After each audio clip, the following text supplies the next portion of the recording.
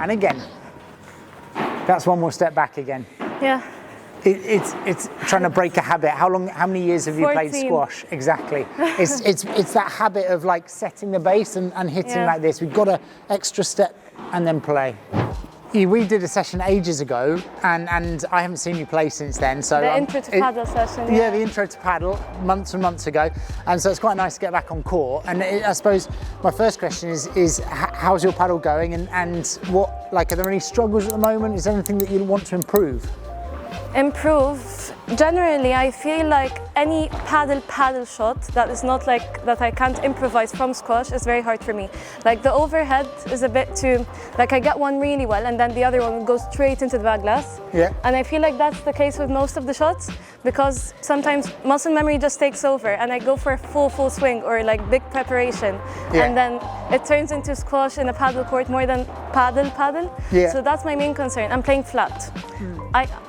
I've tried everything. I play flat for like 2-3 shots and then forget all about it and start slicing all over again. Yeah, and I remember our last session was, I mean, you look like a very good squash player, not just someone who plays a bit of squash. You can see from your technique, the way you move, everything like that. So I remember last time we were trying to make that transition squash to paddle, and maybe a good place to start is to have a little look at, we'll have a look at the back of the court, we'll have a look at the front, just have a look at everything, and we'll focus on something specific for this session. Yeah.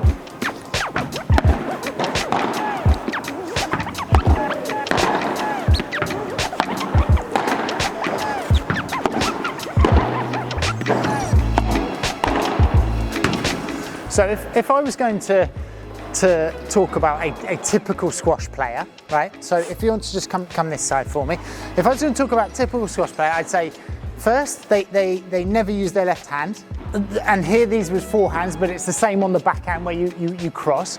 And then I also think that when it comes to the back glass, often squash players are very comfortable like setting the base and then using the wrist. And because the racket comes in squash, you need very fast racket head speed, don't you, onto the ball? Like you hit it so fast, and it comes from up here and it goes down really fast. And when that happens in Padel, one of the major things in Padel is soft controlling the speed, Chiquitas, Lobs, like these type of shots. But when the racket head comes from here to the ball, it's really, really difficult to be soft. So at the moment, this is what it kind of looks like. With the left hand, you wait, and then it's like this, you see. The left hand, we're not using the left hand. The racket opens like it would do squash. We hold with our feet, and then we're playing like that. What we really want to get to is left hand on the throat of the racket. So we're in this position here, and our movement is really compact. So this racket goes to here, the ball comes down the side of it, and we're just closing it at this point. Give me one more, Tom, yeah? So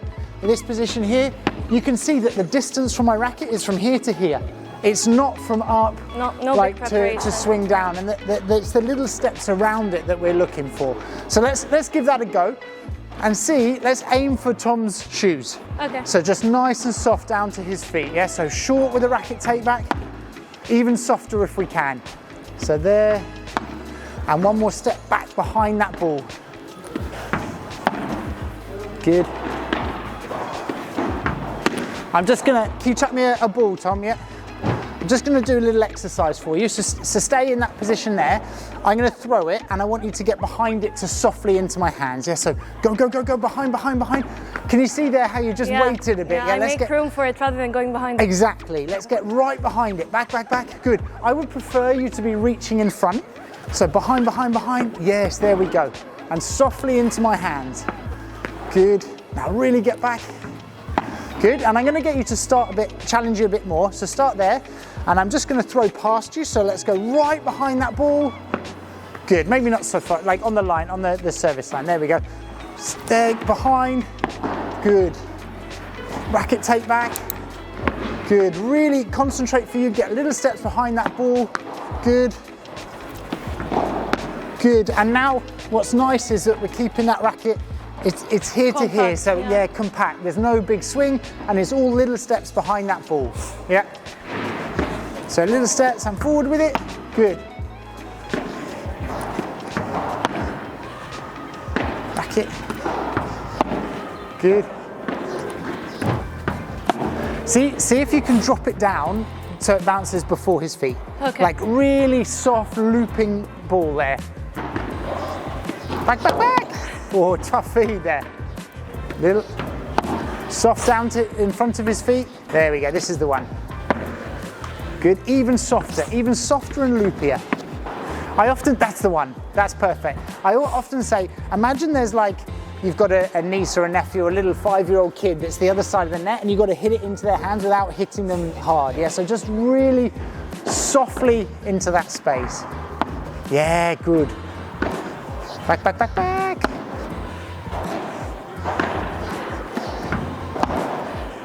Even one more step further back here if we can. Good. And now hit one down and one lob. So we mix Chiquita and lob. Good. Behind it, behind. Good. Nice hands, very nice hands. Yep. Good. Tom, can you just hit a little bit faster? And now as the ball comes faster, when you take your racket back, so take your racket back for me, you've got to keep this closer to the line of the ball. If you go further away, it's going to be very difficult, yeah? So keep it nice and close to that ball. So hit a little bit faster on the feeds, but still try and hit soft from you. Good, soft as you can. Yes, perfect. Keep close as possible to the line of that ball. Good, and now hit a lob. Sorry. Good. Good. At the moment, if you turn side on for me, you're contacting about here. Yeah. We need you to be contacting like here. Does that make sense? It makes sense, but the problem is when it's behind, like in front of me, I feel like all this corner is blocked off. Which corner's blocked off? Like it would look like this. To go like this. Interestingly, if the contact is behind you, all of this corner's blocked off. Well, yeah. Yeah. So in a way, it's then judging. And yes, you're right. Like if you want to hit like on that cross, it's ever so slightly back. Yeah. And further ever so slightly, but the zone is here.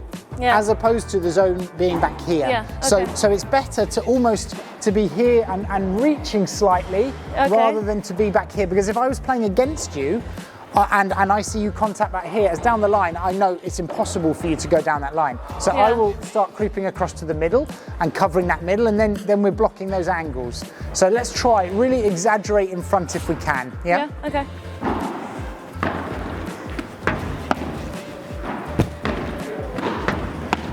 Good. That speed is perfect. That's great. That's a great job. I mean, you look completely in control of that now. Okay. You know, before it felt like you couldn't not hit it like a bullet. Yeah, whereas now, like I feel like you're choosing. There's a variation of pace. Yeah. And if you want to pick the speed up and hit harder, you can, but it's your choice now, as opposed to having to do it. Yeah. Yeah?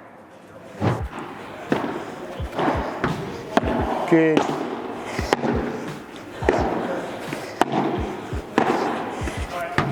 Yeah.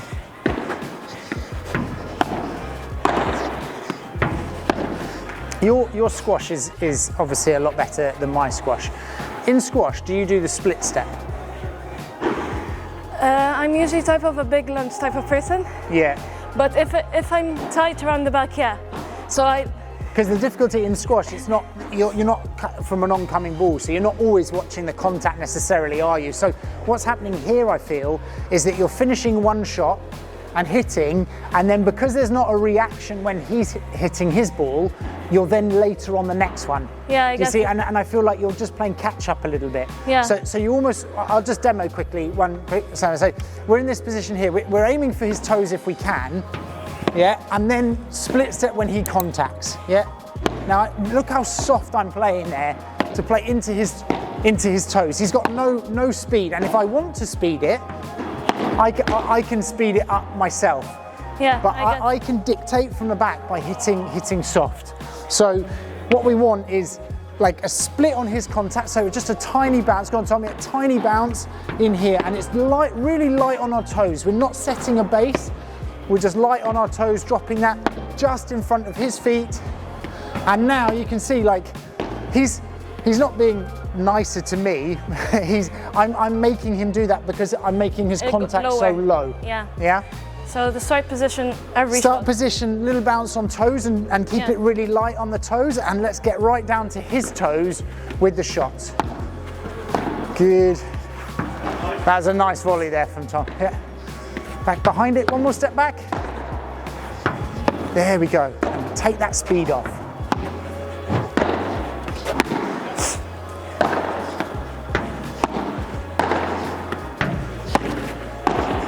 These are a bit too fast for him.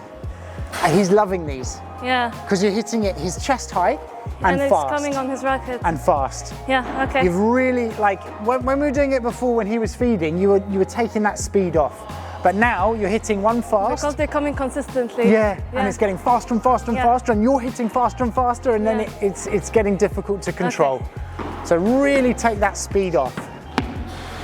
Good. And behind the ball, behind it. Good. That's a great volley. Yeah.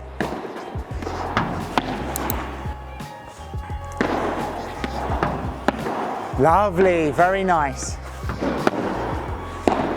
Good, get behind it. Good. Okay, that was tough, that was tough. But you saw you controlled that rally there. Yeah. By one or two soft ones to the feet. The contact point was low. Yeah. It's almost like when it starts becoming fast, in your mind you've got to say, I need to slow this down. Because he doesn't want to slow it down. He wants it to go fast. It's easier for him, but it's more difficult for you. So you've almost got to say, once he hits a fast one, like, right, how can I slow this down back again? Yeah. Okay. So, I mean, if we summarize there, what would be your takeaway from that session? Like, if I watched you tomorrow, what are you going to implement in your backcourt game? I feel like the swing became a lot simpler, but more effective in the sense that I'm using my forearm, the whole forearm, and kind of carrying the ball up. Not more than like a preparation so high over here, and then the chances of actually it passing the net are much higher now because I'm not doing all that. Yeah, so it's almost that difference between hitting and just guiding. Yeah, because with hitting, one will pass, but three wouldn't. Yeah. So now it's more like guaranteed, and I feel like more confident that I can carry it up. And it's even more effective because when Tom was feeding, the lower ones were even higher in the second feed rather than the hard ones. I didn't have time to retrieve my position, then go back for the second shot. Yeah, so I feel like it's often a way, right, when you hit fast. And we spent a bit longer on this than we were planning. And next session we can look at the volleys and the overheads. But I feel like that's the foundation because it's the same for the return with the side glass, and it's the same for the corners. It's almost that principle of keeping it compact and getting your body behind the ball. So the movement and the control are much more effective now that I see better than the power, because with the power it's not as guaranteed as when you're in full control, and now I feel more like in control than I used to. So. Yeah, and I mean the power for squash players, and it's the same for tennis, it's literally hit or miss, isn't it? Yeah, and that's not what we're looking for. Too risky. Too risky. Yeah. I agree.